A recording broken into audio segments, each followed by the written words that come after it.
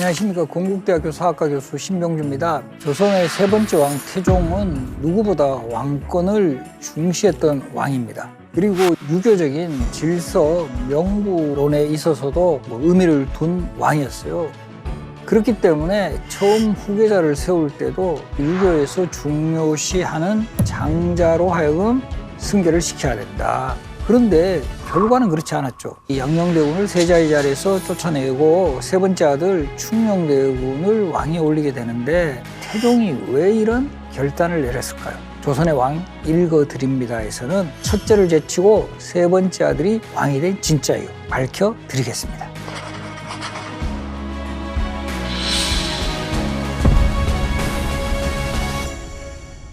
그래서 이 유교국가에서 또 조선왕조의 원칙이라는 게 장자로 하여금 승계를 하게 한다. 그런데 태종은 명분을 또 되게 중시했던 그런 인물이었거든요. 그러니까 왕자의 난을 일으킬 때도 장자를 버리고 어린 아들을 세워서 이 신하들이 다른 왕자들을 해치고자 하는 재앙이 있었습니다. 라는 그런 표현을 써요. 결과적으로 아버지가 장자 대신에 막내 아들 세워서 문제가 생긴 거지 나는 그래서 정당방위로 왕자의 난을 일으켰다 이런 표현을 써요. 그리고 또 두 번째 형 방가가 왕이 되는 과정에서도 어쨌든 본인이 왕이 될 수 있음에도 불구하고 그 당시에 장자였던 방과를 왕으로 올리는 어떤 명분 쌓기는 상당히 신경을 썼던 그런 왕이에요. 그런 그 태종이었던 만큼 네 명의 아들 중에 양녕, 효령, 충녕, 성녕 중에 바로 이 양녕이 11살 되던 1404년에 공식적으로 세자로 책봉을 하게 됩니다. 이때 양녕이 세자가 되는 과정에서 태종이 한 발언이 묘한 여운을 남깁니다. 원자는 남보다 뛰어난 자질이 있다. 근데 여기는 아마 약간 립서비스 같고 본 뜻은 바로 그 뒷부분에 나오는데 양녕에 대해서 예의와 겸양을 알지 못하니 어찌 어진이와 친하겠으며 고훈 이런 것들을 잘 알지 못하니 어찌 정치를 보필하겠는가 이런 말을 하거든요. 이런 거 보면 상당히 그 세자로 책봉을 하면서도 좀 걱정스러워했던 태종의 심정이 나타나 있습니다. 그럼에도 불구하고 양녕대군이 그래도 글씨는 잘 쓰지 않았느냐. 그래서 흉내문, 현판 또 양녕대군이 썼다라는 그런 기록들도 일부 보이는데 그래서 그런 부분은 좀 뛰어났지만 어쨌든 정치적 감각에 있어서는 상당히 좀 걱정이 된다라고 태종이 그 우려를 표명을 했습니다. 그렇기 때문일까요? 태종은 바로 이 세자 책봉 후에 그 요즘 표현을 하면 일타 강사들을 동원하자 이렇게 되는 거예요. 그래서 이 당시에 최고의 그 학자들을 불러 모아가지고 이 왕세자 교육을 담당을 하게 합니다. 자, 근데 우리 뭐 지금 또 이런 거 많이 증명되지만 일타 강사한테 배운다고 또 일타 학생이 되지는 않아요, 대부분. 그러니까 이 양녕대군도 생각만큼은 그렇게 공부를 잘하지는 못해요. 가장 결정적인 것은 공부하기 싫어요, 일단. 그래서 태종이 어느 날 학습왕과 한번 물어보기도 해요. 근데 이제 대답을 제대로 못하니까 좀 열받잖아요. 태종은 고려시대에 태조 이성계 아들 중에 그 과거에 급제했던 그런 인물이잖아요. 자신은 강사들 없었거든요. 그런데도 나는 이렇게 과거에 학계인데 뭐 니는 그것도 못하냐 이런 심정도 있었을 거라는 거죠. 그래서 이 세자의 학습 진도가 잘 안 나가니까 세자 대신에 세자의 시중을 들던 내관들이 엄청 맞았다라는 그런 기록도 보여요. 내관들이 이제 처음에는 종아리를 맞았다가 한 달 뒤에는 볼기까지 맞게 되는. 맞으니까 억울하잖아요, 그 한관들이. 그래서 너무 억울했는지 이게 왜 내 죄가 되느냐라고 항의까지 했을 정도로 이 양녕대군이 정말 공부 안 하고 이런 것들은 심각했다. 그러다가 이번에는 태종이 내관뿐만 아니라 그 가르치는 일타 강사들까지 혼내겠다.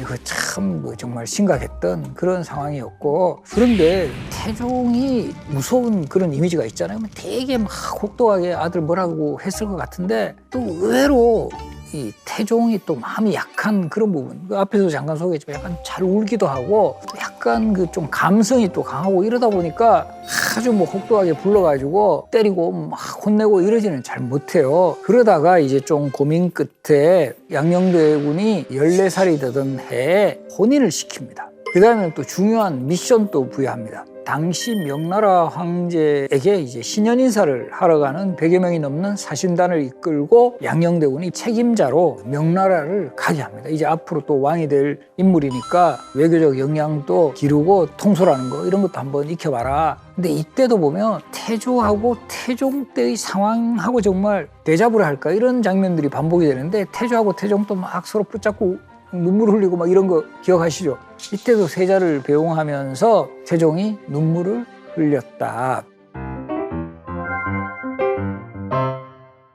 세자 양녕대군은 요즘으로 치면 자리 배치 같은 거 낮은 위치에 있으니까 이걸 바꿔달라라고 할 정도로 좀 당당했던 모습도 보였고 비교적 큰 무리 없이 사행을 잘 마치고 이제 돌아오게 됩니다.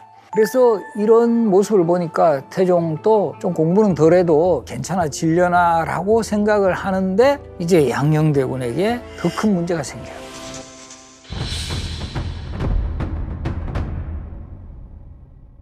공부 안 하는 거는 뭐 어느 정도 나중에라도 좀 더 학습을 하게 하면 될 것 같았는데 양녕대군이 여성들을 너무 또 좋아해가지고 이게 결과적으로 태종이 상당히 걱정을 하게 되는. 근데 이 부분에 대해서는 태종도 크게 할 말은 없는 게 태종이 조선왕 중에 후궁이 제일 많았던 왕이에요.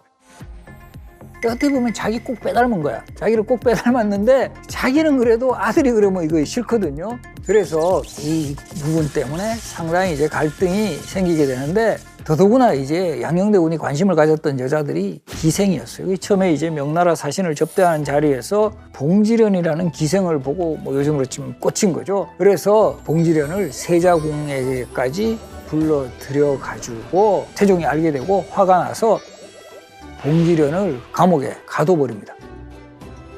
그러니까 이 양녕대군이 자신이 좋아하는 그 봉지련 가뒀다고 단식 투쟁에 났습니다. 우리 예나 지금이나 부모들이 자식이 밥 안 먹으면 그 성격 강했던 부모들도 확 그 기울어집니다. 그죠? 그러니까 이때부터도 이 양녕대군이 이제 또 단식 투쟁의 원조쯤 되는데 이 태종 안 풀어줄 것 같죠? 양녕대군 혼낼 것 같죠? 바로 풀어줍니다. 풀어주면서 선물까지 줘요. 태종의 입장에서는 이 뭔가 혹독하게 야단치는 것보다는 내가 잘해주고 이러면 개선이 되지 않을까라는 그런 판단을 했는데 이게 잘못된 판단이었어요.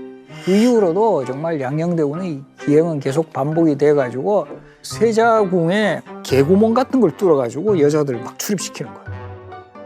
더더구나 이제 공부는 뭐 이때도 뭐 거의 뒷전이었어요. 그래놓고는 수업은 안 나가면서 활쏘기 하러 다니고 또 이 매사냥도 정말 좋아요. 우리 이것도 매사냥 오해하시는 분이 있는데 매를 사냥하는 게 아니라 매를 이용해가지고 꽁 같은 걸 사냥하는 걸 우리가 매사냥이라는데 사실은 활쏘기 매사냥은 태종 전공이에요. 태종이 정말 매사냥을 좋아했다라는 기록이 있고 그래서 양녕대군뿐만 아니라 그렇게 또 우리 약간 모범생이었던 우리 세종대왕까지 매사냥하러 맨날 아버지가 가면 같이 따라갔다라는 기록이 있고 그래서 이런 상황들이 계속 이제 지속이 되니까 결국 태종이 폭발하게 되는데요. 앞에 소개했듯이 봉지련이라는 기생 이외에도 소행, 칠점생, 초궁장 이런 여인들이 계속 등장해요. 그래서 예전에 제가 뭐 어떤 프로그램에서도 이렇게 이야기했는데 양녕대군이 우리 역사에 공을 세운 점이라면 기생들이 실명을 알리는데 아주 중요한 역할을 하는 인물이 바로 양녕대군이다. 그래서 이렇게 이 세자를 불러가지고 너가 잘못을 뉘우치지 않으면 너 말고도 다른 아들도 내가 세울 수 있다. 그러나 이때까지만 해도 그야말로 경고지 뭐 특별하게 확 세자를 바꿔야 되겠다라는 이런 생각은 없었을 것 같아요. 그러다가 양녕대군의 기행이 계속 늘어나는 반면에 세 번째 아들 충녕대군은 요즘으로 치면 긍정적인 요소들로 계속 점수를 쌓는 거예요. 충녕대군은 대군 시절부터도 되게 똑똑하고 뭐 인품도 훌륭했다라는 이런 인물이었는데 어느 시점부터 양녕도 이 충녕을 경계를 했던 것 같아요. 그래서 잔치에서 만난 자리에서 충녕은 보통 사람이 아니다라고 이제 표현을 하기도 했고 태종이 동생인 충녕을 아주 칭찬하니까 양녕이 공부는 잘할지 몰라도 용맹하지는 못합니다 라고 하면서 충녕을 조금 낮게 이렇게 보는 그런데 이제 충령 또 항상 뭐 착하고 고분고분한 그런 모습만은 보여주지 않아요. 그래서 어느 날 이제 양녕대군 세자죠. 화려하게 옷을 차려입고 주변 사람들한테 내가 지금 어떤가. 이제 딴 사람들 다 그냥 뭐 칭찬합니다. 너무 잘 어울리십니다. 옷 어디서 사셨어요? 막 이러고 막 있는데 충령이 딱 이런 말 했다 그러죠. 마음을 바로잡은 뒤에 용모를 닦으시기 바랍니다. 이런 이야기를 했다. 그래서 이제 실록 기록에서 보면 충령이 양령의 어떤 잘못된 행실이라든가 이런 거를 충고하는 그런 장면도 나오고요. 이런 모습이 세종이 뭔가 이제 양령의 대안으로 자신을 생각을 하지 않았을까라는 이런 그 견해도 있는데, 사실은 이런 부분은 요 태종실록의 기록들은 다 세종 때 이렇게 편찬이 되면서 이미 왕자 시절부터 왕이 될 어떤 그 인품이라든가 판단력을 갖추고 있는 인물임을 강조하는 그런 기록으로 보는 것이 타당할 듯합니다. 그런데 양령이 이번엔 더 큰 사건이 터져요. 어떻게 보면 이제까지 좀 양령이 가까이 했던 여인들은 봉지련이라든가 소행, 칠점생, 초공장 다 기생신분이었어요. 근데 이번에 등장하는 인물은 어리라는 인물인데, 어리는 요즘으로 치면 유부녀예요. 불륜 관계. 이제 앞으로 왕이 될 인물이 고위관료의 첩하고 문제를 생기고 더 화가 난 거죠. 처음에 이런 그 상황에 대해서 태종이 종묘에 가서 반성문, 종묘는 조선시대 역대 왕과 신주를 모시는 공간이었고, 조선 유교 국가에서는 이 조상에 대한 이런 것이 상당히 강하잖아요. 예우가. 조상에게 이렇게 제가 잘못했습니다라고 비는 거는 최대의 어떤 반성이다.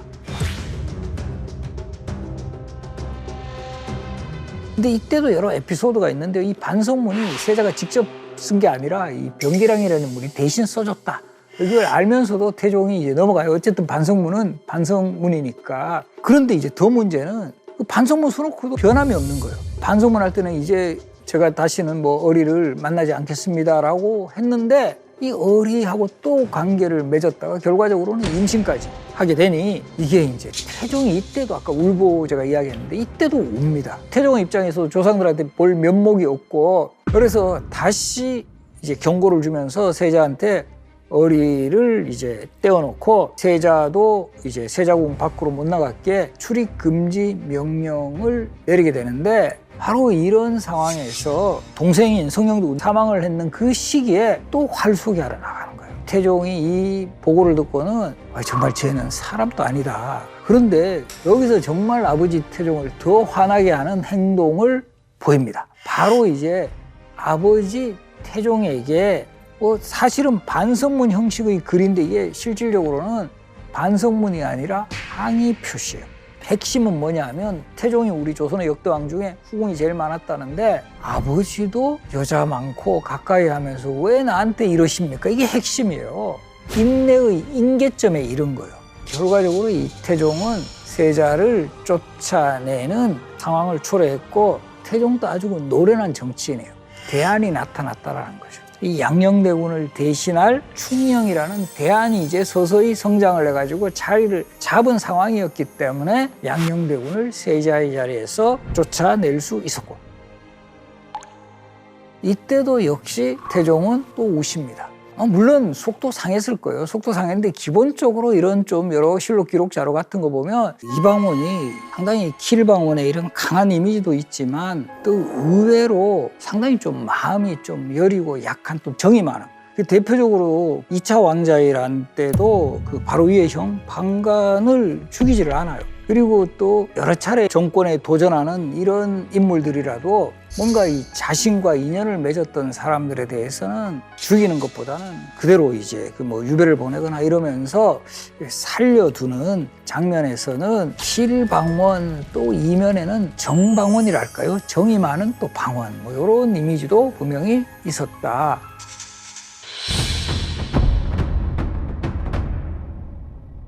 그래서 이제 결국 세 번째 아들 충령이 대안으로 등장을 했죠. 그러면 또 많은 분들이 두 번째가 효령이면 효령한테 가야 되지 않는가? 이렇게 생각하시는 분들도 있는데, 효령대군에 대해서는 여러 자료에 보면 태종이 효령대군이 왕이 될 수 없는 이유에 대해서 몇 가지를 제시하는데요.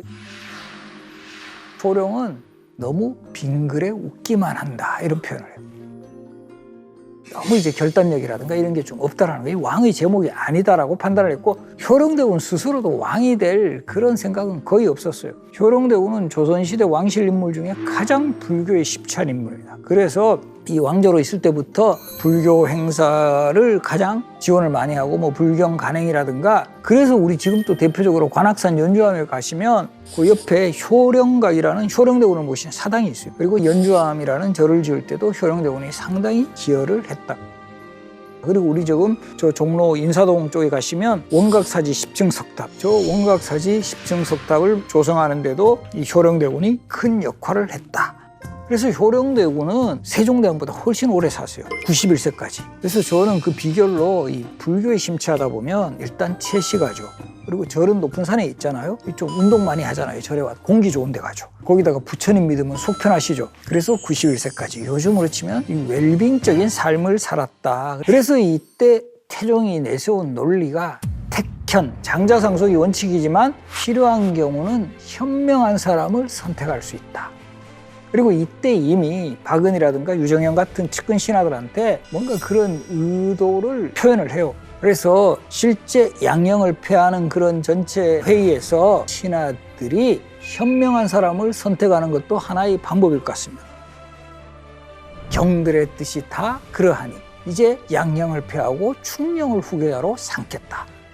1418년 6월의 일이었고 저는 이것이 바로 우리 역사 속 최고의 선택 장면이 아닐까. 태종의 세종 후계자지만 그리고 더 또 의미 있는 것은 세자로 삼은 지 2달 만에 1418년 8월 10일에 스스로 상왕이 되면서 태종은 세종이라는 왕을 탄생시킵니다. 이 결과적으로 세종시대를 더욱 탄탄하게 하기 위해서 바로 내가 스스로 왕의 자리에 물러나겠다. 이때 실록에는 이렇게 표현합니다. 나는 호랑이 등에 탄 지 18년이 되었다. 이런 말을 해요. 이제 나의 시대는 끝나고 이제 세종. 바로 너가 새롭고 정말 더 나은 조선의 역사를 만들라. 이런 메시지를 남겨두었다라는 거죠. 결과적으로 보면 태종이 양령을 세자로 삼은 것은 그 당시 어떤 장자상속이라는 원칙, 대의명분, 이제 기대도 걸어보았지만 워낙 기행을 일삼으면서 이제는 정말 적절한 판단을 해야 된다. 학문적으로나 인품적으로나 양령을 대신한 그 대안이 나타났을 때. 그리고 이 태종이 충령을 일컬을 때 정치의 대체를 잘 알고 있다. 저런 인물이라면 나이보다도 어떻게 보면 더 나은 그런 정치력을 발휘할 수 있다라는 기대를 했고 그 태종의 기대에 걸맞게 우리 역사 속에 가장 정말 찬란한 우리 세종대왕의 시대를 열어가는 데 있어서는 태종의 역할이 가장 컸다는 것을 꼭 기억하시기 바랍니다. 우리 역사 속 인물 중에서 가장 존경하는 인물을 꼽아라. 한국인들이 제일 존경하는 인물 중에 한 분,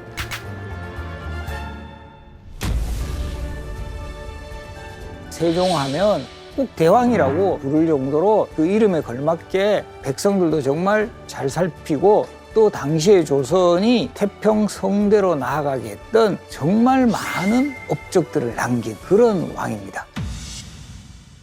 우리가 아는 세종은 한동안은 아버지 태종의 말 한마디에 상당히 신경을 쓸 수밖에 없고 눈치도 뭐 계속 봐야 하는 그런 시간이 있었다는 사실은 잘 모르고 있습니다. 뭐 교과서 같은 데는 이런 내용은 거의 다루지 않으니까요. 특히 우리 조선시대 왕 중에 세종의 신입 시절은 특히 혹독했어요. 왜 그랬을까요? 바로 아버지 태종이 아직까지 살아계셨고 상왕으로 상당한 권력을 행사했어요. 그 과정에서 소원왕은 집안이 완전히 풍비박산이 나게 되는 이런 시련을 겪게 되었고 세종은 그 상황에서 거의 뭐 모른 척 할 수밖에 없는. 왜?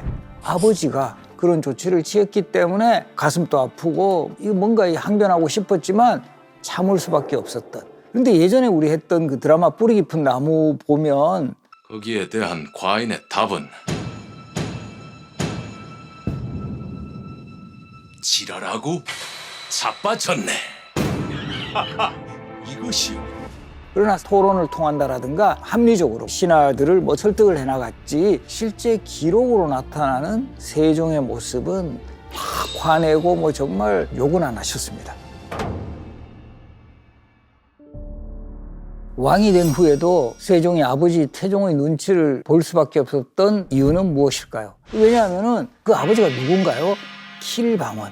세종이 왕위에 오르는 데 있어서 감독 겸 주연 역할을 했던 사람이 태종이에요. 양녕대군을 세자로 책봉을 하고 난 후에 14년 동안 세자 생활을 했던 양녕대군을 결국 아웃시키고 바로 세 번째 아들 충녕을 후계자로 삼은 인물이 태종이거든요. 거기에는 양녕대군을 쫓아냈을 뿐만 아니라 바로 위에 형 효령대군이 있음에도 불구하고 충녕을 후계자로 삼은 거는 태종의 강력한 의지다. 그리고 더 특별한 것 중에 하나는 보통은 조선시대 왕은 본인이 권력을 행사할 수 있는 데는 돌아가셔야 후대왕에게 권력이 승계되거든요. 근데 이례적으로 1418년 6월에 세종을 세자로 삼은 후에 8월에 즉 2달 만에 왕의 자리에 오르게 합니다. 사실 세자 시절이 거의 없이 정말 이렇게 2달 만에 왕이 된 사례는 거의 조선시대에는 전무후무한 뭐 기록 같은 거예요. 그래서 우리 조선시대 왕의 즉위식 중에서 가장 어떻게 보면 이례적인 즉위식이 세종의 즉위식이에요. 왜일까요? 대부분의 조선시대 왕의 즉위식은 선왕이 돌아가신 후에 장례식이 메인 행사예요. 즉위식은 장례식 중간에 잠깐 왕이 이제 상복을 갈아입고 잠깐 즉위식 그 행사를 했다가 다시 상복을 갈아입는. 그러니까 이 즉위식이 뭐 경축 행사가 아니에요. 매우 슬픈 행사인데 세종의 즉위식만은 경축적인 행사가 되죠. 왜? 아버지가 살아계셨잖아요.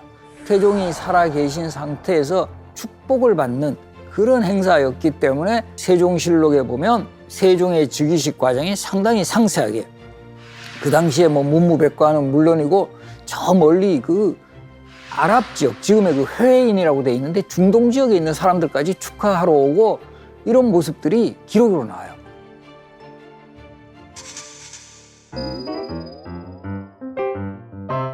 세종에게 왕위를 이렇게 물려주는 또 이유 중에 하나는 본인이 사망하는 경우 당시의 후계 구도 문제가 상당히 꼬일 수도 있다는 거죠. 이미 장자로 세자까지 경험을 했던 양녕대군을 지지하는 세력도 나타날 수 있는 거고 그런 것을 미연에 방지하기 위해서 확실하게 세종시대를 열어주기 위해서는 내가 살아서 후계는 역할을 해야 된다.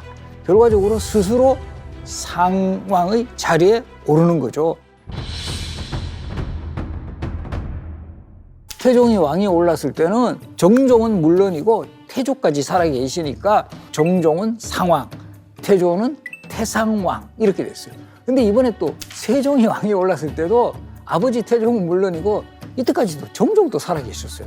그래서 이때 정종은 뭐라고 호칭을 정했냐 하면 노상왕, 좀 늙으신 상왕 이런 표현을 했는데 문제는 태종이 왕위에 올랐을 때의 태조와 정종은 힘이 없었어요. 본인의 의지로 왕위를 물려준 게 아니라 완전히 권력을 태종에 빼앗긴 상황이어서 어쩔 수 없이 물려준 사례였지만 이번에 태종이 세종에게 왕위를 물려준 사례는 태종의 강력한 의지에 의해서 왕위를 올려줬다는 거죠.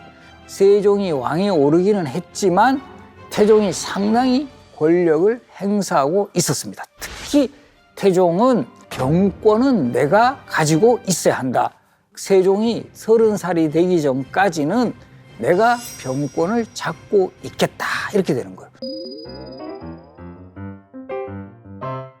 아마도 이 태종의 입장에서는 왕자이랑과 같은 이런 경험도 컸고 권력을 행사하는 가장 중요한 하나의 요소가 군사권, 병권을 가지는 것. 내가 상황으로 물러났지만 병권을 장악하면서 권력의 실세가 되겠다. 그래서 세종은 당연히 그 아버지 입장을 따를 수밖에 없었고 군사에 대한 상황이 발생을 하면 상왕께 항상 물어보라. 이렇게 되다 보니까 대신들도 헷갈리는 거예요. 이 상황 이런 것까지 그 상왕에게 보고를 해야 되는 건가? 갈팡질팡하는 이런 상황이 지속되다가 큰 정말 사건이 터집니다. 바로 강상인의 옥사 사건이 이어집니다. 강상인이라는 인물이 병조 참판 요즘으로 치면 국방부 차관이에요. 근데 강상인이라는 인물은 실세였어요. 실질적인 정권을 가진 관료였는데 이 군사들을 통솔할 때 이렇게 보여주는 그 상하패, 오매패 이런 것을 만들었는 게 결국 태종에게 보고가 되지 않은 상황에서 태종이 자신에게 보고는 안 하는데 내가 이거 배 갖고 있으면 뭐 하겠느냐. 세종에게 전하라. 세종은 또 이걸 받고 상당히 아버지 신기가 불편하다는 걸 느꼈죠. 다시 상황에 전해라. 이러니까 이제 강상은 또 감잡죠. 아, 내가 이거 큰 잘못을 했구나.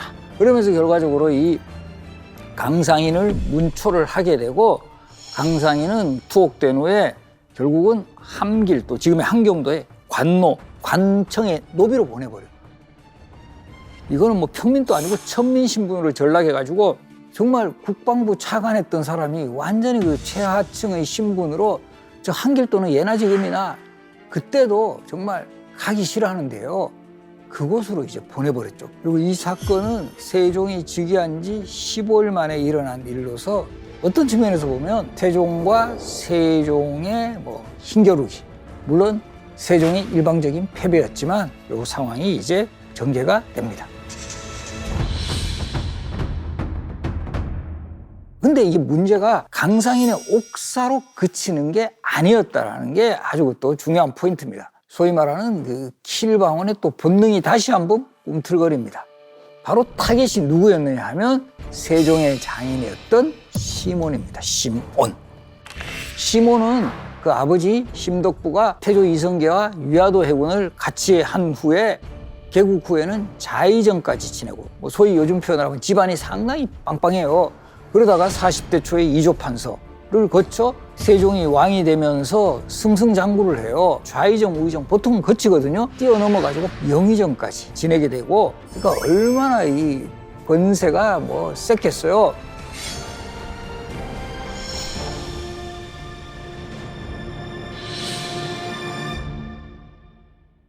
이제 세종의 즉위를 알리는 대표 사신 사은사라고 하는데 바로 여기에 시몬을 파견을 해요. 그런데 여기에 어떤 그 정말 상황이 발생하냐면 명나라 사신으로 가는 그 환송을 하는 그 전별련 자리에 엄청나게 많은 사람이 모여들었다라는 거예요. 뭐 요즘 표현을 하면 인천공항에 거의 방탄소년단 저 어디 가는 것처럼 그렇게 많은 사람들이 환영, 뭐 시몬, 뭐 영의정, 뭐 나리 뭐 이런 거 막 붙였다라는 거죠.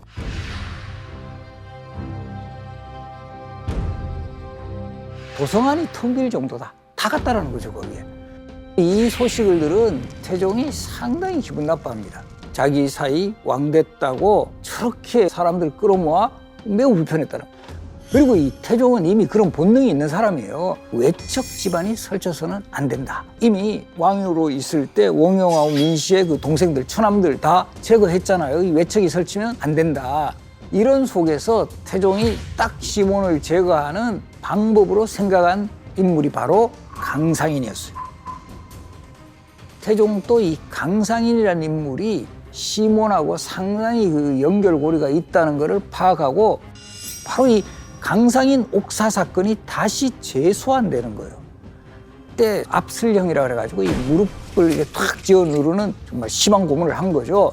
그러다 보니까 결국 강상인의 입에서 태종이 원하던 말이 튀어나옵니다. 나라의 명령은 한 곳에서 나와야 한다고 생각해서 그랬습니다. 태종을 정말 뒷방 늙은이처럼 그냥 취급을 하는 그런 무서운 발언이 그러면서 덧붙입니다. 영의정인 시몬도 군사는 마땅히 한 곳에서 명령이 나와야 한다고 하니까 옳다고 했습니다.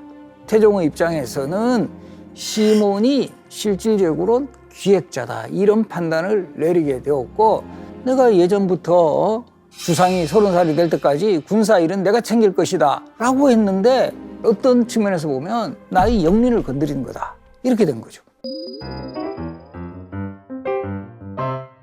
아마 요즘은 이 고문에 관한 자백은 이거 효력이 없는 걸로 알고 있는데 그때는 아주 강한 효력까지 있었어요. 그러니까 이 태종의 입장에서는 자신이 원하는 답이 나왔죠. 그래서 이 관련자가 전원 처형이 되는데 강상인은 이제 결국 거열형에 처해지는 상황까지 이제 이루어졌고 마지막 강상인의 멘트가 뭐였냐면 나는 죄가 없는데 매를 견디지 못해 죽는다. 그만큼 고문이 심해서 나 억울하다. 근데 이 사건이 시몬이 저 중국 가 있을 때요.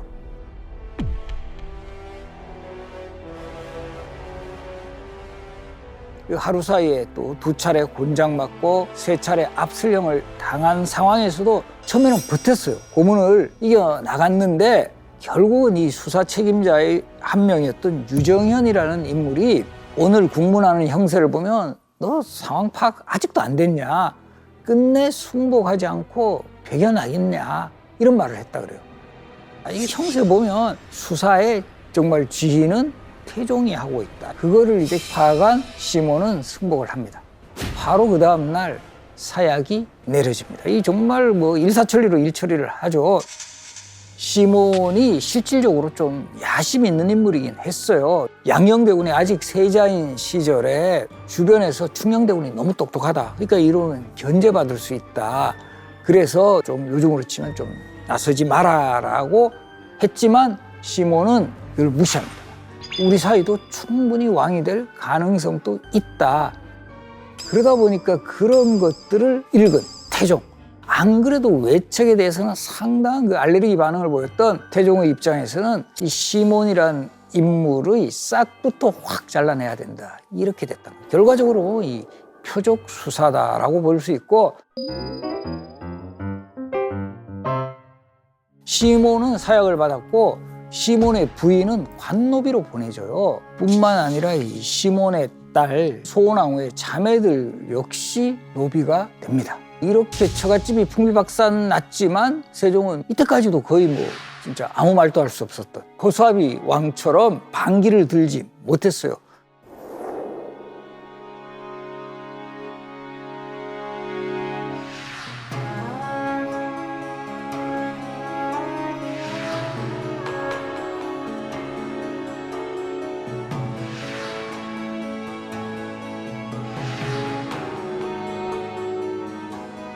이런 것도 얼마나 가슴 아팠겠어요. 장인이 바로 돌아가신 그 다음날 아버지가 막 춤추고 즐거운 모습에 분위기 맞추었던 이런 모습에서 참 이 세종이 좀 가슴 아프다는 상황을 짐작을 할 수가 있습니다. 또 이제 이 태종이 시몬에게 겨누었던 칼끝이 이번에는 어디에 들어가느냐 하면 바로 왜구를 겨냥을 합니다. 당시 요 세종 초반까지도 왜구들이 우리 조선 땅을 침략을 해요.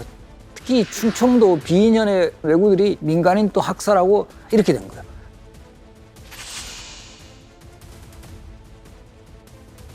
태종이 여전히 병권을 장악하고 있는 그 상황에서 태종이 본때를 보여줘야 되겠다 해서 그 당시에 군사들을 다 모아서 왜구의 본거지인 대마도를 정벌을 하자 이렇게 된 거예요.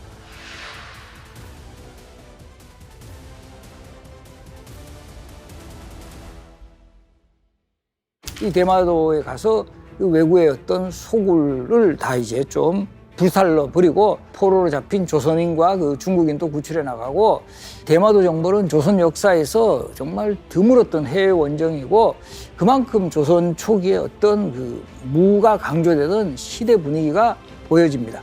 그런데 이 대마도 정벌이 일단은 성공했는데 어떻게 보면 반쪽의 승리예요. 처음에는 어느 정도 성공한 것처럼 보였지만 후반부에는 조선군도 타격을 받았는데 왜구들이 그 산속으로 숨으니까, 그러다 보니까 이 병력이 정말 뭐 우왕좌왕하고 이러다가 오히려 도망간 왜구를 공격하다가 많은 피해자가 또 생겨나는 이렇게 되었고요. 결과적으로 태종의 입장에서는 대마도 정벌을 추진을 했고 이것이 패배한 전쟁이다 하기에는 본인의 이미지도 상당히 약하니까 대마도 정벌에 나섰던 사람들한테 상당한 포상을 통해서 승리한 전쟁으로 이렇게 뭐 포장을 했달까요? 대마도 정벌에서 보면 세종보다도 훨씬 태종이 적극적이었고 우리가 흔히 세종 때의 업적으로 기억하고 있지만 실질적으로는 병권을 장악하고 있었던 태종의 강력한 의지로 추진했던 정벌이었습니다. 태종은 되게 사냥을 좋아했던 사람이에요. 사냥도 하고 또 별장도 여러 군데 짓고 그곳을 이제 옮겨 다니면서 말년을 보냈는데 후반부의 태종은 그 상황으로 재위한 기간은 정확하게 4년이에요. 그 4년 정도 보내다가 1422년에 사망함으로써 어떻게 보면 태종의 사망 이후에 세종은 이제 완전히 아버지의 그늘에서 벗어나 정말 성군으로서 확실하게 자신의 위치를 잡아가는 그런 시간들을 보내게 됩니다. 너무 강한 아버지에게 눌린 아들이었지만 아버지의 또 강력한 추진력이라든가 이런 것들도 배워나가고 또 거기에 더해서 세종 자신이 가지고 있는 뛰어난 그런 학문적 자질이라든가 품성, 그리고 이 시대의 상황을 정확하게 포착하는 그런 안목들이 더해지면서 우리가 알고 있는 본격적인 세종 시대는 아버지의 승하 후에 정계에 나간다, 이렇게 이해하실 수 있습니다. 두통, 종기, 토갈증, 방광염 등등 어느 한 곳 빠지지 않고 질병을 앓고 다니셨던 또 왕이 세종이셨어요. 우리 세종대학 10,000원짜리 지폐 보시면 표준형 얼굴이신데 실제 기록에 보면 비중한 체형이다라고 이야기하면서 아버지 태종이 좀 운동 좀 해야 된다, 이렇게 하는 내용까지 나와요. 그래서 어떤 분들은 세종이 보기 좋아하셔서 그렇다 말씀하시는 분들도 있고요. 또 아무래도 여러 업적을 쌓는 과정에서 운동은 부족하고 과로, 그런데 사실 세종은 즉위 직후부터 아플 만한 그런 요소들이 충분히 있었습니다. 그래서 오늘 조선왕 읽어드립니다에서는 세종의 이런 질병과 관련해서 아플 수밖에 없었던 이유와 그런 과정 속에서도 많은 업적을 결국 쌓아나갔던 세종의 분투기랄까요? 이런 내용들을 중심으로 이야기를 들려드리겠습니다. 세종이 사실 왕이 된 후부터 건강이 안 좋을 만한 그런 이유들이 있었어요. 일단은 왕위에 오른 것이 1418년 8월인데 1418년 6월이 세자가 됐을 때니까 2달 만에 이 왕으로 속성 과외 같은 거 해야 되는 그런 왕이었어요. 그러다 보니까 안 그래도 이런 그 왕에 대한 부담이라든가 공부를 많이 해야 된다라는 그런 좀 강박관념이 있으신 분이 2달 만에 보통 왕이 해야 할 1, 2년치 공부를 해야 되니 처음부터 이렇게 좀 부하가 많이 걸렸고, 거기에다가 정말 계속 연이어서 국상을 당해요. 일단 국상이 있게 되면 소선이라 그래가지고 고기 반찬 같은 것도 못 먹고 참치복을 입어야 된다는, 그 상당히 체력적으로도 고갈이 돼요. 그래서 태상왕의 신분이었죠. 그리고 노상왕이라고도 합니다만, 이 정종 1419년 정종이 사망하니까 국상이 있게 되고, 정종 사망한 1년 뒤에 어머니 원경왕후가 또 사망을 해요. 이 어머니 돌아가셨으니까 또 효자였던 세종의 입장에서는 정말 최선을 다해서 상을 치르려고 했는데, 원래는 부모가 돌아가면 삼면상을 치러요. 그래서 이 삼면상을 치르는 이유는 보통 사람들이 태어나서 3년 동안 부모가 지극히 보살펴준 그 시기를 잊지 말고 거기에 보답을 해야 된다. 사대부들 같은 경우도 그렇고 일반 농민들도 이 무덤을 지키는 여막살이를 이제 하게 되고, 거친 배로 만든 상복을 입고 식사도 제대로 못한 그런 시기를 겪으면 건강을 잃는 경우가 비일비재했어요. 세종도 삼면상을 치르려고는 하는데, 이때 또 어떤 규칙 같은 게 있냐면 아버지가 살아계시면 꼭 삼면상을 치우지 않아도 된다. 그리고 이때 이미 왕으로서 하실 일도 많으니까 어떤 측면에서 보면 조선시대도 되게 예법 같은 거 충실하게 지내는 듯 하면서도 편법이라 할까요? 그래서 여궐지제라 그래가지고 1년을 한 달로 바꿔버려요. 그러니까 이 여궐지제에 따라서 원래 이제 3년이지만 아버지가 계시기 때문에 1년만 하면 되는데 1년 중에서도 12달을 1로 바꿔버리니까 12일간 상복만 입으라고 태종이 지시를 해요. 근데 여기서 세종이 태종의 뜻을 거스릅니다.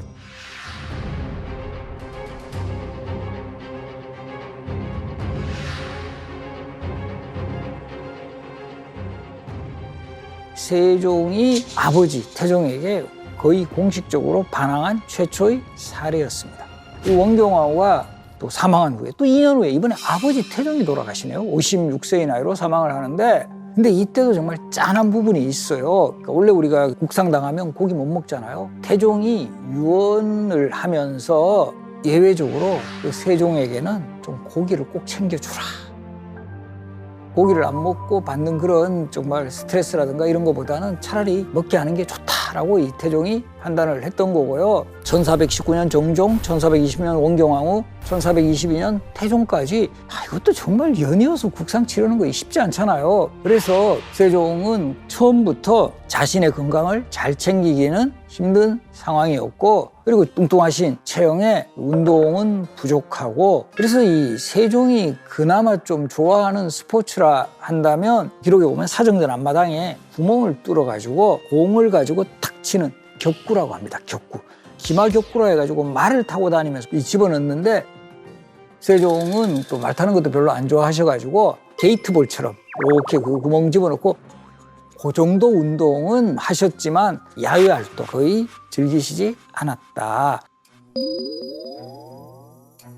또 아마 이 세종에게 정신적인 스트레스 중에 하나가 이 양녕대군 문제일 거예요. 양녕대군이 태종에 의해서 추방됐지만 세종이 또 형님이어서 서울로 불러들이기도 하고 이러는데, 그때마다 기행을 일삼아요. 술을 지나치게 뭐 사람을 죽인다라든가 개까지 훔치고, 그리고 정말 이 양녕대군의 기행을 보여주는 대표적인 사례가 동생이죠. 효령대군이 상당히 불교에 심취했던 인물이잖아요. 이 효령대군이 거처하는 절에 가서 고기까지 구워 먹습니다. 그래서 효령대군이 이걸 보고는 형님 여기 와서 이러시면 안 됩니다 하니까 양녕대군이 내가 살아서는 왕의 형이고 죽으면 부처의 형이다.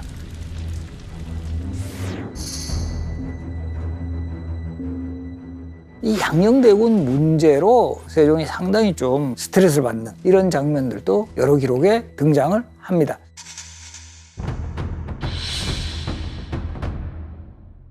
세종의 입장에서도 정말 자신이 그 형님인 양녕을 대신해서 왕이 되었고 아버지였던 기대에 부응을 해야 된다, 이런 책임의식이 되게 강했던 것 같아요. 그리고 워낙 모든 측면에 있어서 완벽함을 추구하는 그런 인물이었기 때문에, 그래서 이 실록 기록에 보면은 세종은 뭐 일어나자마자 신하들하고 뭐 경연도 하고 윤대도 하고 추진했던 일 같은 거 이런 거 점검하거나 계속 하루 스케줄이 정말 빡빡해요. 우리 지금 또 과로하고 스트레스가 만병의 근원으로 꼽히는데, 어떻게 보면 세종께서 건강하지 못한 것은 필연적이었다. 그리고 이제 본인도 정말 열심히 했지만 이 신하들까지 어떻게 보면 함께 혼자 하기는 조금 부담되는, 우리 같이 좀 힘들자, 이렇게 해서 만들었던 것이 사실 집현전이에요. 현명한 사람을 모으는 전당. 사실 고려시대부터 있었고 조선시대에도 간판 처음 단 거는 정종 때였어요. 정종이 업적 한양에서 개경으로 천도했다는 거, 요 업적 제가 소개한 적도 있는데, 또 하나 좀 업적 꼽으라면 집현전 간판 걸었다. 그래서 이 집현전 간판을 걸었지만 실질적으로 운영이 거의 되지 않았고 제대로 활용한 것은 바로 세종이 즉위한 직후인 1420년에 집현전이 본격적으로 가동이 됩니다. 그래서 이 인재 양성기관으로 설치했던 곳이 집현전이었고, 이 세종시대의 특징 중에 하나가 분야별 전문가들이 그렇게 많다라는 거예요. 그러니까 이 훌륭한 리더는 본인도 정말 뛰어나야 되지만 주변에 있는 사람들을 키워나가야 돼요. 그래서 과학 분야에서는 우리 아마 장영실, 이천 이런 인물들을 떠올릴 수 있고, 음악하면 박연, 그리고 이제 세종시대를 대표하는 영원한 영의정, 황희정승, 영의정만 19년 했어요. 그리고 허조, 맹사성 같은 사람은 거의 황희하고 맞먹을 수 있는 세종시대를 대표하는 정승이었고, 이런 정승들이 여러 명 배출될 정도로 세종이라는 왕이 인재 발탁을 잘했다라는 거죠. 그래서 이 집현전 같은 경우는 사실은 존속한 기간은 36년 정도밖에 되지 않아요. 왜냐하면 세조시대 때 폐지가 되는데, 그 이유는 성산문, 박평년 다 이 집현전 학자들이에요. 그러니까 이 세조 입장에서 보면 불온 세력의 온상이다 해서 세조 때 폐지되면서 주로 세종, 문종, 단종 때 이 집현전을 거쳐간 학자들이 대략 한 96명 정도가 되는데, 전원이 문과급제자. 조선시대 과거 시험은 속과와 문과, 문과는 또 대과라고 불리는데, 속과에 두 가지 트랙이 있다. 생원과와 진사과. 생원은 주로 유교 경전을 시험 보고, 진사과는 문장 또는 논술을 보는데, 속과에 합격하면 성균관에 입학할 수 있는 자격이 부여되고, 바로 이 성균관에서 문과, 즉 대과 시험을 준비해서 합격을 하면 관리로 진출을 합니다. 그래서 식년문과 같은 경우는 3년에 33명 뽑아요. 그러니까 1년에 11명 뽑으니까 정말 지금의 어느 시험보다도 정말 합격하기가 힘든 관문이에요. 근데 우리가 조선시대 이런 과거 시험을 조금 우습게 보는 경향이 있게 된 거는 춘향전의 주인공 이몽룡이 너무 쉽게 장원급제. 그렇지 않아요? 이거 이몽룡 같이 뭐 춘향이하고 연애하고 뭐 공부 별로 안 한 이런 인물이 과거에 급제하는 것도 이것도 정말 어려운 상황인데 장원급제는 정말 그야말로 이건 소설적 설정이다. 그렇게 공부해갖고는 절대 급제 못한다. 그래서 집현전은 천재적인 학자들을 모아가지고 연구활동에만 전념하게 하고 또 이 세종이 파격적으로 지원을 해요. 그래서 이 집현전에서 이 세종시대를 대표하는 책들이 완성이 되고 또 뭐 염전법이라든가 주택개량사업이라든가 이런 각종 정책 과제가 이 집현전의 연구를 바탕으로 정책화되었다라는 것도 알아두시면 좋겠습니다. 그리고 이 집현전에서 이 부분은 상당히 지금 또 논란이 좀 있는데요. 바로 이 세종시대의 대표적인 업적인 훈민정음 창제.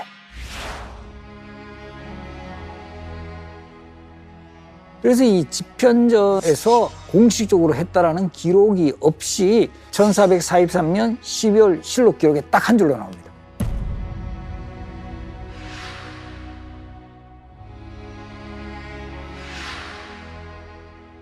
훈민정음이 완성이 되었다. 특히나 이 훈민정음이 창제한 후에 당시의 집현전의 부재학 채말, 집현전의 총책임자가 상소문을 올려가지고 반대를 하는 글을 보면 이게 집현전의 공식 프로젝트는 아님이 분명하다. 그러나 이 집현전에 근무했던 뭐 성삼문이라든가 박백년, 정인지, 신숙주 가장 세종의 그야말로 오른팔들이고 이런 인물들이 모를 리가 없다. 그래서 이 훈민정음 창제하는 과정에서는 명나라와의 관계도 상당히 좀 부담스럽고 이래서 세종이 그야말로 공식적인 프로젝트가 아니라 비공식적으로 그러다 보니까 이 훈민정음 창제에는 수양대군이라든가 안평대군 또 우리 공주라든가 이런 세종의 신임을 받는 왕실 인물들도 다양하게 참여했다. 그리고 이제 훈민정음이 창제된 게 1443년 12월 그리고 이 3년여의 준비기간 이게 정말 적용이 잘 될까? 우리도 뭐 약품 같은 거 개발해도 임상 실험해가지고 이게 효용이 있는가 이거 그 시간이 걸리잖아요. 훈민정음도 창제에서 반포까지는 3년여의 시간이 걸려서 1446년 9월 상한 이렇게 표현이 돼 있어요.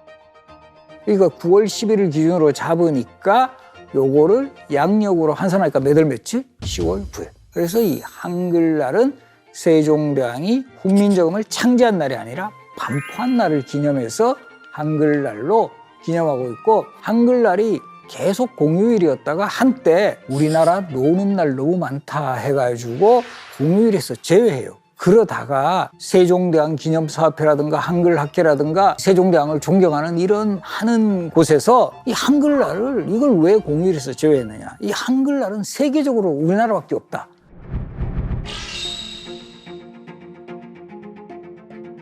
사실 독립기념일, 광복절은 다른 나라에도 있을 수 있어요. 그죠? 한글날은 정말 세계적으로도 유일하죠. 이게 강력하게 어필이 돼가지고 다시 공휴일로 재지정됐습니다. 그래서 아마 우리 세종대왕은 집회에 있을 때도 든든하고 또 우리에게 노는 날을 또 많이 만들어주신 그런 인물이다.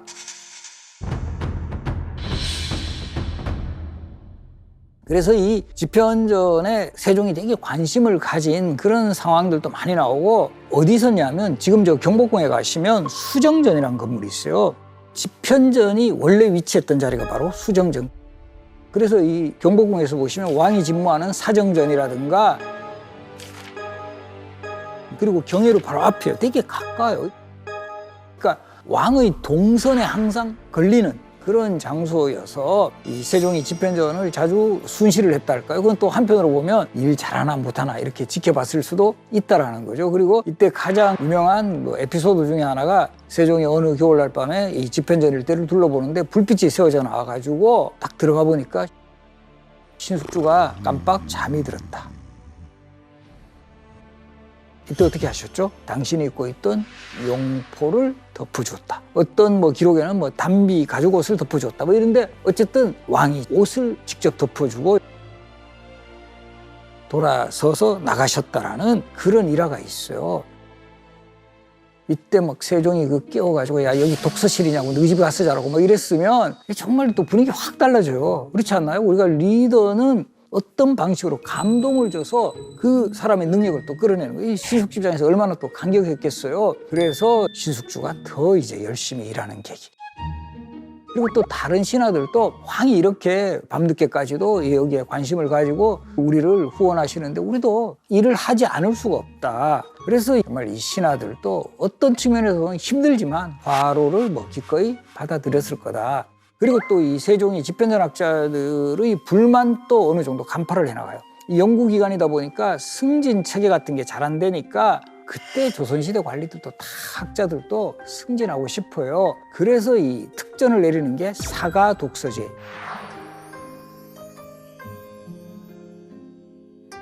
임금이 하사하는 휴가라는 뜻이고 여기서 사자는 하사할 사자입니다. 그런데 놀랍게도 사약의 사자도 하사할 사자예요. 사약 마시면 다 죽으니까 당연히 죽을 사자 아닌가? 하사할 사자입니다.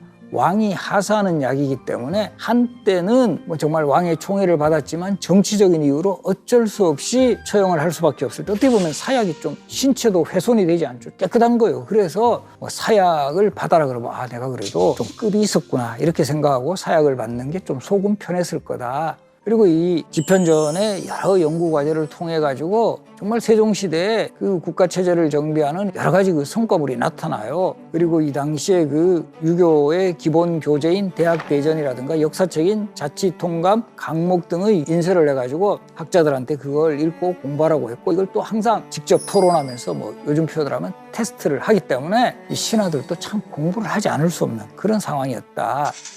실제 세종시대 정말 우리 흔히 태평성대 정말 아름답게 기억되는 시기인데 어떤 측면에서 일을 너무 잘했어. 일을 너무 많이 해서 또 자신도 괴롭고 신하들이랄까요. 그 밑에 있는 사람들 입장에서는 정말 또 세종시대가 그렇게 쉽지는 않았을 거다. 결과적으로 이제 세종은 자신의 건강보다는 국가적 사업에 그야말로 매진을 했다.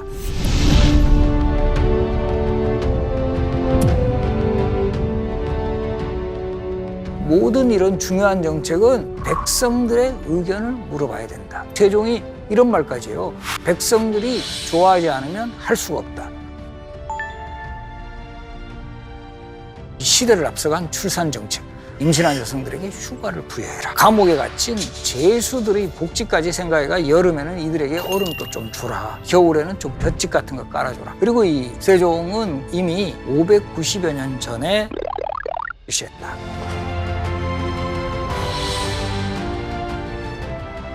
세종하면 문적으로 정말 탁월했던 왕으로 생각을 하시는데 세종은 사실 국방 분야에서도 상당한 업적을 세우게 됩니다. 특히 우리 지금의 북한까지 포함해서 압록강에서 두만강에 이르는 국경선이 확정된 게 바로 세종 때예요. 지금의 그 한경도하고 저 두만강 쪽에 여진족들이 우리하고 이 국경을 마주하면서 소유권을 둘러싸고 다투는 시기에 이 여진족들을 몰아내고 이 한경도 지역에 육진을 설치하게 했던 사람이 바로 김종서 장군.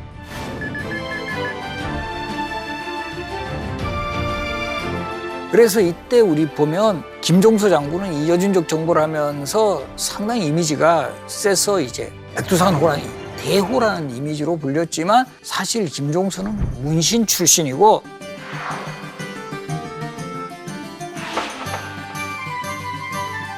실제 김종서에 대한 그 기록을 보면 체격도 작고 이 유학자의 풍모가 나는 사람이었지만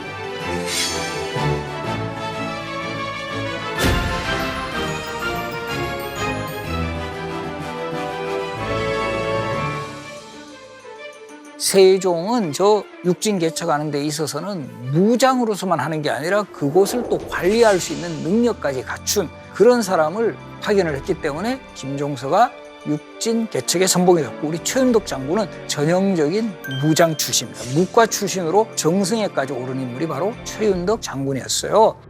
그리고 이 평안도 지역에는 최윤덕 장군이 사군을 설치를 하면서 오늘날 압록강에서 두만강으로 이어지는 이 영토를 확정을 지을 수가 있었어요.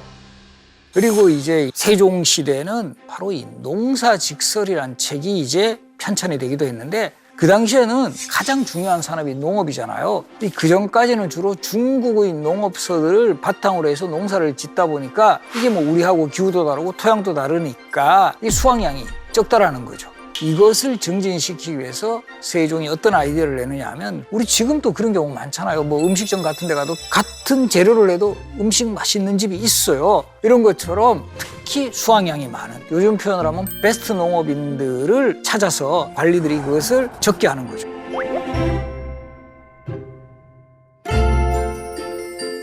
이런 것들을 종합을 해가지고 완성한 책이 농사직설. 그리고 여기서도 그치지 않고 직접 경복궁원에 논을 만들어서 직접 농사를 지어보는 거예요. 친경이라고 합니다. 친경. 왕이 친히 농사를 짓는다 해서 그렇게 해서 거기에서 뭐 여러 가지 발견되는 오류 같은 거를 수정해가 최종적으로 완성한 책이 바로 농사직설인데요. 그래서 드라마 그 우리 뿌리 깊은 나무 아마 보신 분들 기억하실 건데 바로 이런 기록에 착안을 해가지고 그 당시에 세종으로 나왔던 이 한석규 씨가 직접 농사를 짓는 그런 장면들이 드라마로도 나갔는데 어찌 전하께서 직접 똥찌개까지 지시옵니까? 내 매번 인분이 밭작물을 얼마나 더 많이 자라게 하는지 알아오라 한 지가 도대체 어째냐? 에? 연구 중이옵니다. 에라 이래 이 피라막을. 그때는 직접 세종이 막 똥걸음지게 지고 막 농사 짓고 막 벌어가는 그런 장면인데 아무리 세종이라도 똥걸음지게는 지지 않았을 가능성이 높은데 이제 드라마적 좀 뭐 과장이랄까요? 아니 내가 우수냐? 내가 전하다.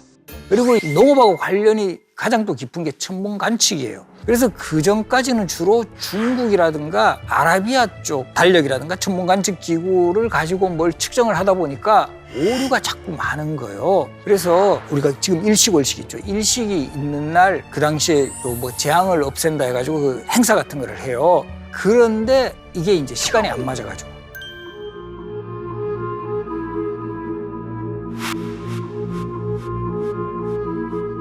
특히 세종이 오류를 가지고 좀 질책을 크게 합니다.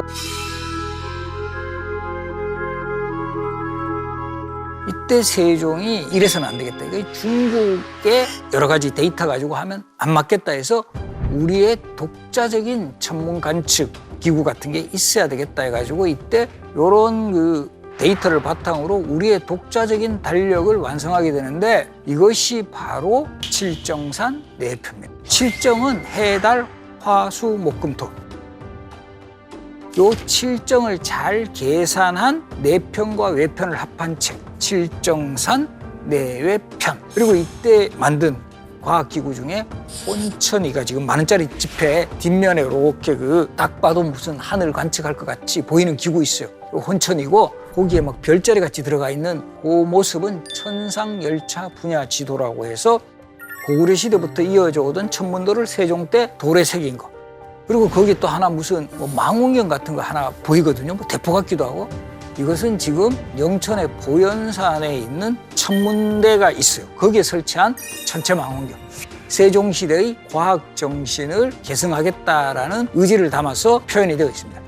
그리고 이제 이 세종 때는 해시계의 제작에도 상당히 신경을 써요. 그 해시계가 이제 대량 보급되는 거죠. 그 당시에는 해의 그림자를 이용한 그런 시계 제작이 제일 일단은 용이했어요. 그래서 우리가 이것도 잘 기억하세요. 지금 아마 해시계 보신 분들 계실 건데 앙부일구라고 하죠. 해시계를. 일구가 해그림자예요. 앙부는 모양을 가리켜. 우러를 앙, 솥부. 그래서 솥이 위로 향한다. 앙부일구. 현주일구는 현은 매달현, 기둥주, 기둥에 매달아 놓은 해시계. 천평일구 하늘의 평평한 해시계. 정남일구 남쪽을 향한 해시계. 이렇게 다양한 해시계가 만들어졌지만 해시계의 결정적인 약점은 해가 없으면 작동을 못 하잖아요. 실내도 안 되고 밤에도 안 되고 그래서 해가 없이도 작동할 수 있는 전천후 시계를 만들어야 되겠다라고 해서 발탁한 인물, 그 유명한 장영실입니다. 그리고 이 장영실은 신분적으로도 어머니가 부산 동래안의 관기, 조선시대 관기들은 천민 신분이에요. 아버지는 원나라 소주 항주 출신이다 이렇게 기록에 나오는데 요즘으로 치면 다문화 가정의 인물이다 이렇게도 볼 수 있었고 신분이 쳐낸 이후로 세종이 장영실에게 관직을 부여하고자 할 때 상당히 그 반대가 심했어요. 그런데 이 세종이 그런 신분에 구애받지 않고 능력을 최우선으로 해서 장영실에게 전폭적인 신뢰를 보이고 요즘으로 치면 개인 연구소까지 차려주면서 그렇게 해서 탄생한 게 자경루. 물이 스스로 치는 시계 이런 뜻이에요. 자경루가 발명이 되면서 전천으로 시간을 알리게 됐고 그래서 자경루는 조선시대 표준 시계로 활용이 됩니다.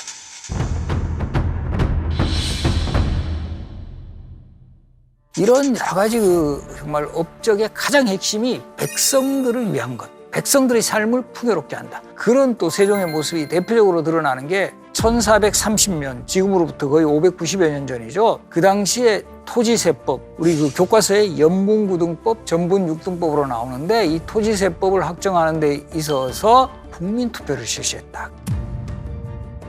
그 당시에 17만여 명이 투표에 참여했고 9만여 명이 찬성, 반대가 7만여 명. 정말 요즘에 딱 직접적인 민주정치예요. 모든 이런 중요한 정책은 백성들의 의견을 물어봐야 된다. 그리고 이 세종이 이런 말까지 해요. 백성들이 좋아하지 않으면 할 수가 없다. 이 백성들이 여론을 최대한 종합했고 그리고 이 투표 결과도 보면 반대도 꽤 많잖아요. 그래서 약 10년 정도의 보완 작업 끝에 연분구등법, 전분육등법으로 확정해 나가는.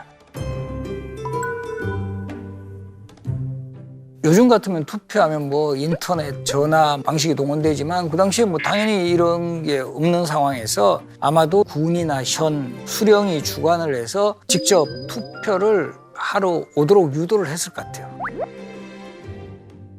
그 데이터를 모아가지고 경기도는 찬성 몇 명, 반대 몇 명, 충청도 찬성 몇 명, 반대 몇 명. 실록에 그런 기록까지 다 나오거든요. 그래서 이런 부분을 보면 이미 590여 년 전에 그 민주정치, 국민투표를 실시했다는 거 이것도 보면 세계 선거사에서도 돋보이는 그런 업적이 아닐까 생각을 합니다. 그리고 이 세종이 당시 관청에서 일하는 여성들, 관비라고 해요. 이 조선시대 같은 경우는 사대부 여성들은 보통 일을 하지 않아요. 그러니까 일을 하는 여성들은 신분적으로는 천민입니다. 관비라고 해요. 우리가 노비라고 하잖아요. 남자 종을 노, 여자 종을 비, 합성어입니다. 그래서 노비라고 하는데 관청에서 일하는 여성들이 임신한 상태에서도 일하는 모습을 아마 현장을 살펴보면서 보신 것 같아요. 그래서 이제 임신한 여성들에게 휴가를 부여해라. 그래서 100일간의 휴가를 부여했고 남편에게도 육아휴직 30일. 그야말로 이 시대를 앞서간 출산정책.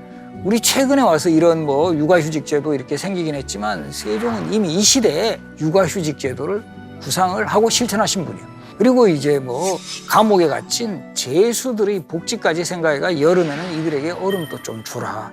겨울에는 좀 볏짚 같은 거 깔아줘라. 그리고 이제 청결을 생각해가지고 머리 감고 뭐 씻는 이런 내용까지 딱 정해줘요.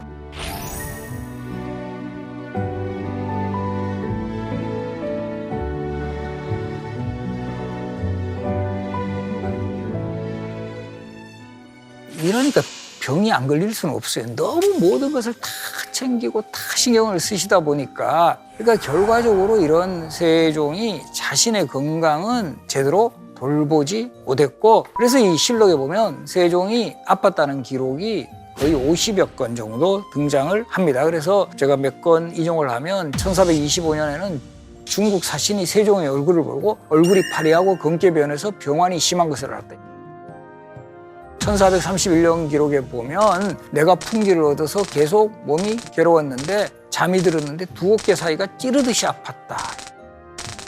그래서 뭐 20대 후반에는 두통과 이질, 30대는 풍등과 종지, 40대 중반에는 안질과 소갈증, 그리고 이제 수전증도 있고 뭐 다리도 뭐 제대로 못 걷겠다. 그리고 뭐 눈도 너무 아파가지고 왼쪽 눈, 오른쪽 눈 전부 잘 보이지 않는다. 이런 기록들이 계속 등장을 합니다. 물론 당시의 의원들도 세종의 병을 치료하는 데는 최선을 다했지만 이 만성적인 질환이었고 절대 안정을 취하는 것이 최선의 회복책이었지만 이게 이제 제대로 되지 않았다라는 거죠. 그래서 결과적으로 이런 세종의 육식 유지의 뭐 식단이라든가 과로, 운동도 제대로 못한 이런 그 여러 가지 요인들이 합쳐져서 세종의 병을 좀 더 키웠다. 뭐 거의 돌아가시기 직전까지도 업무에서 계속 이제 신경을 썼던 결국 이제 세종은 54세의 나이로 생을 마감하시게 됩니다.